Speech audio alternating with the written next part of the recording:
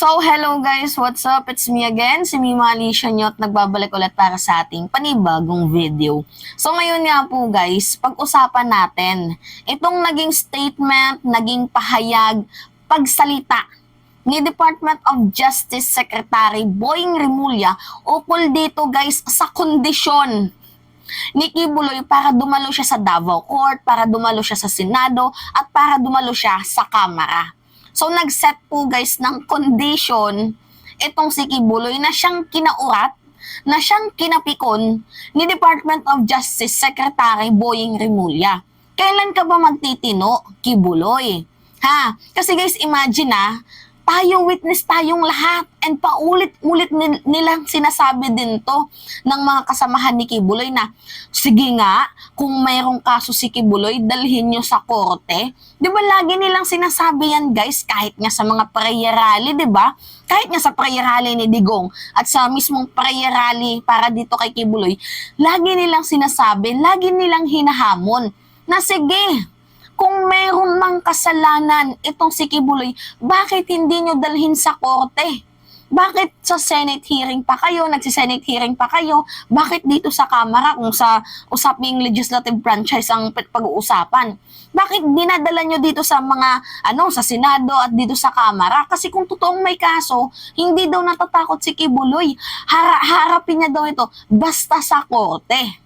Ito na nga guys, dinala na po sa korte. 'Di ba naglabas na nga po ng warrant of arrest itong Davao Court.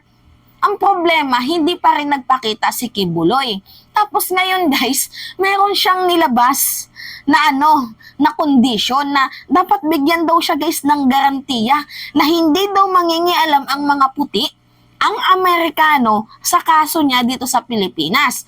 So yung tinutukoy niya dito guys, dapat shut up lang daw po ang ang FBI, ang CIA, at ang US Embassy. Dapat hindi daw sila mangialam kahit ano yung mangyari. Guys, personal personal opinion ko, guys, kahit anong gawin natin, kailangan mangialam ng Amerika dahil meron talagang kaso si Kibuloy doon sa Amerika at napakaseryoso po ng hinaharap na kaso ni Kibuloy doon sa Amerika.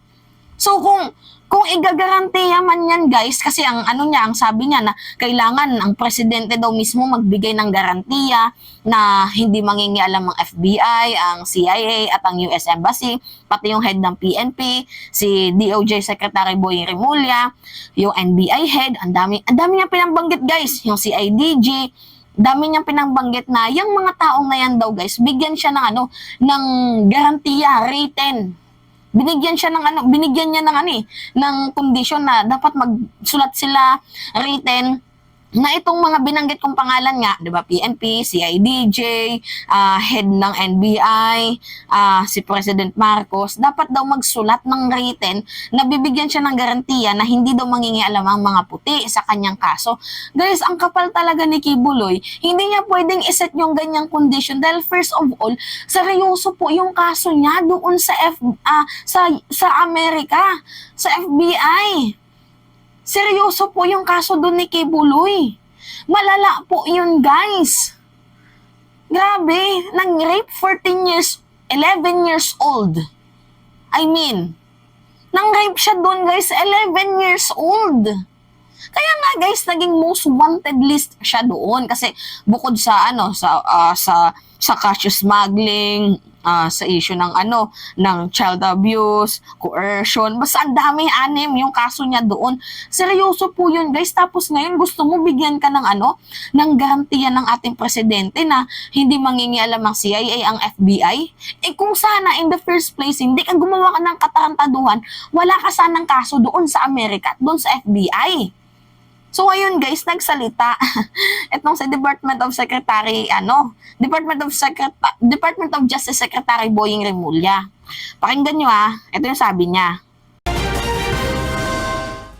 Dante, ano ang sagot ng DOJ dito sa mga kondisyong ibinigay ni Kibuloy tungkol sa kanyang pagsuko sa mga otoridad?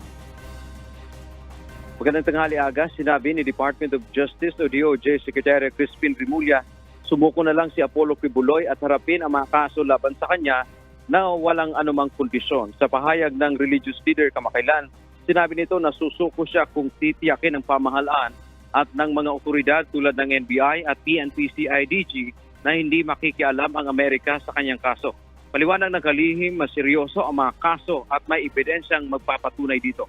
Wala rin anyang isyong legal sa pag-aresto kay Kibuloy matapos maglabas ng arrest warrant ang korte dahil sa sexual abuse of minors at maltreatment ng mga kaso. Dagdag pa ni Remulla, hindi maaring maglagay ng anumang kondisyon si Kibuloy sa kanyang pagsuko. Sumuko siyang alinsunod sa mga kondisyon ng batas. Binigyang diin ng DOJ na paulit-ulit na naghamon si Kibuloy na isampa ang kaso sa korte. Pero ngayon tumanggi na siyang magpasakop sa jurisdiksyon ng korte at pinili pa niyang magtatago sa batas. Sa ngayon, hinihintay pa ng DOJ ang paglalabas naman ng isa pang arrest warrant ng Pasig City Regional Trial Court kaugnay naman sa kasong qualified human trafficking laban kay Kibuloy na walang piyansa. Yan man ang ating update. Balik sa iyo, Aga. Maraming salamat, Dante. Yan. Narinig nyo? 'Di ba? Hindi daw pwedeng mag-set ng condition. Basahin natin ha. Ano yung sabi ni Department of Secretary Boying Remulla, Department of Justice? Sabi niya, Kibuloy cannot impose any condition. So, hindi pwedeng magbigay ng kahit anumang kondisyon itong si Kibuloy para sumurrender siya. He must surrender not according to his term, but according to the term of the law. Diba? Tama nga naman, hindi pwedeng, diba sabi ni Kibuloy, susuko lang ako kapag binigyan niyo ako ng garantiya na hindi mangingialam ang FBI. So, yun yung condition niya. Ang sabi ni Boying, hindi ka pwedeng sumuko nang dahil sa meron kang ginawang condition. Sumuko ka dapat according ito sa batas. Kasi hinahanap ka na ng batas. Diba? Ano pa yung sabi dito? The law apply to all without exception. Feeling niya kasi above the law pa rin siya. Feeling niya kasi presidente pa din si former President Duterte na kaya siyang akayin. Diba? Na kaya siyang buhatin sa mga ginagawa niyang katarantaduhan noong Kibuloy. No. Iba ang presidente natin ngayon. Wala pong sinisino, sinasanto dito. Walang sinisino, sino-sino dito. If you are committed for a crime, meron kang pananagutan. Hindi pwede na, ako yung appointed son of God, best friend kami, malapit kami. Wala pong ganun sa ating presidente. Kahit malapit kayo, kung gumawa ka ng kasalanan mo, you must pay for it. Kailangan mong panagutan ng kasalanan mo. Kasi ang ating presidente, ang ating administrasyon, niluklok siya ng taong bayan for public servant. Paglingkuran ang taong bayan. Ang nasasakdal tulungan. Diba? Ang umaabuso kulungin. Diba? Yan pong ang ng ating Pangulo na talaga nga namang umaagree ako. Without exception. Anig nyo guys? Kahit gaano ka pa kalakas, pag gumawa ka ng mali, without exception, may mangyayari sa'yo. Yan yung niya, no? Ni Department of